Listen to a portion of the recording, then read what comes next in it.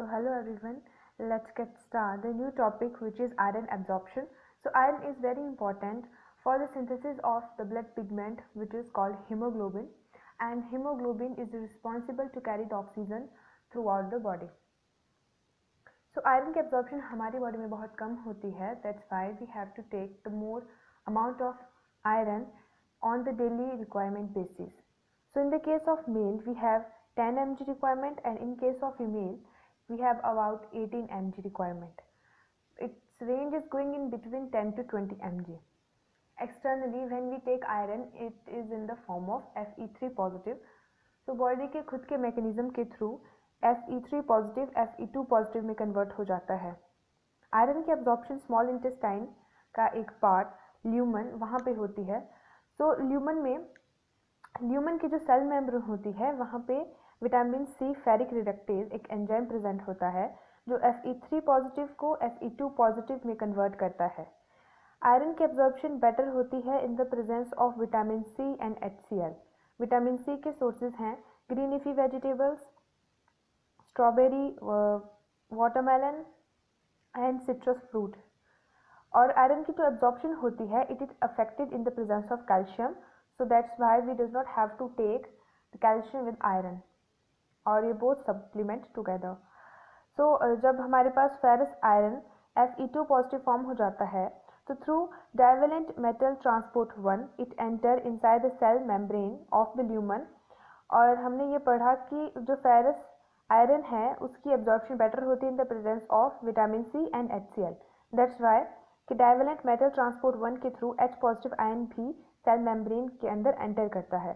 Divalent metal transport 1 का regulation through brain होता है. So in case there is a lack of activity of divalent metal transport 1, it is due to the failure of activity of the brain. Divalent metal transport 1 iron के absorption के साथ साथ other ion such as zinc, cobalt, copper और manganese की भी absorption करता है. Once Fe2 positive enter inside the cell membrane of the lumen, it's going to be oxidized and stored in the form of ferritin. On the other side, हम iron को non vegetable sources से भी लेते हैं such as liver, meat, fish, etc. So hemoglobin दो parts में divide होता है, heme and globin. Heme enter होता है inside the cell membrane through the co-transporter we have HCP1. Heme जब हमारे सेल मेम्ब्रेन के अंदर एंटर हो जाता है it again store in the form of ferritin and remaining this get going to be utilised. So Fe2 positive eliminate होता है हमारी सेल मेम्ब्रेन से through the ferroportin which is basically a protein which responsible to carry only the iron from inside cell membrane to the outside. Once Fe2 positive जब हमारी intestinal wall से eliminate हो जाता है it's going to be enter into the circulatory system. But before going to be enter in the circulatory system, with the presence of hepcidin, Fe2 positive जो है वो Fe3 positive में convert हो जाता है. जो HEPH है responsible होता है for metabolism and homeostasis of iron and copper. ये basically एक transmembrane copper dependent peroxidase है जो responsible होता है transport करने के लिए the dietary iron from intestinal wall to circulatory system. Once Fe2 positive enter inside the blood vessels, we have apotransferrin. Apotransferrin basically एक protein होता है जो act करता है as a carrier. It is present in a single form, that's why it is known as apotransferrin. Once apotransferrin going to be connected with Fe3 positive, तो transferrin और Fe3 positive का एक complex बनता है, वो body के various parts में distribute होता है. For example, we have 75% absorption of iron in the bone marrow. Bone marrow में transferrin receptor होते हैं, वहाँ पर Fe3 positive और जो कैरी करता है ट्रांसफेरिन कंबाइन होते हैं और आयरन की एब्जॉर्प्शन होती है. आयरन की एब्जॉर्प्शन मैक्सिमम बोन में होती है.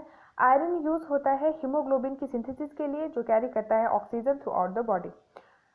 कम एब्जॉर्प्शन होती है आयरन की और जो रिमेनिंग एक्सेस आयरन अगर बोन मैरो में एंटर हुआ है it come back to the blood vessels. Next, iron की जो एब्जॉर्प्शन होती है वो लीवर में भी होती है अबाउट 10 to 20%.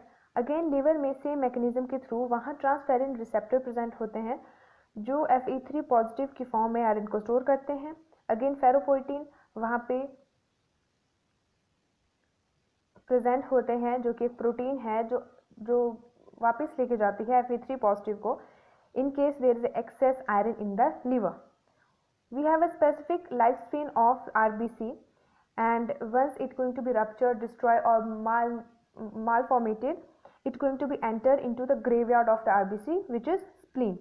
So spleen में जब हमारे पास ruptured RBC enter होते हैं तो वहाँ पे Fe3 पॉजिटिव की एब्जॉर्प्शन होती है। अगेन फेरोपोइटिन के थ्रू Fe3 पॉजिटिव एलिमिनेट होता है और Fe3 पॉजिटिव एंटर होता है हमारे ब्लड वेसल में, बट इसकी एक्टिविटी को रोकने के लिए हमारे पास हेफेस्टिडीन भी प्रेजेंट होता है। तो हेफेस्टिडीन ब्लॉक करता है फेरोपोइटिन को एंड प्रिवेंट द एब्जॉर्प्शन और further absorption of Fe3 positive inside the blood vessels. So that's all about the iron absorption. Other than this, we have iron deficiency anemia, and in case of excess iron, we have hemochromatosis. Menstrual bleeding के case में female को 50% ज़्यादा iron की requirement होती है as compare to male. Haematinics basically वो agent होते हैं which fulfil the requirement of the blood और which is use for the treatment of anaemia. जो हेमेटनिक्स के सोर्सेज हैं वो हैं vitamin B12, folic acid and iron. Other than जो आयरन के सप्लीमेंट होते हैं और जो मार्केट की जो प्रिपरेशन होती हैं वो होती हैं इन the form of ferrous sulphate, ferrous gluconate, ferrous citrate and ferric sulfate. So that is all about the basic of the iron absorption.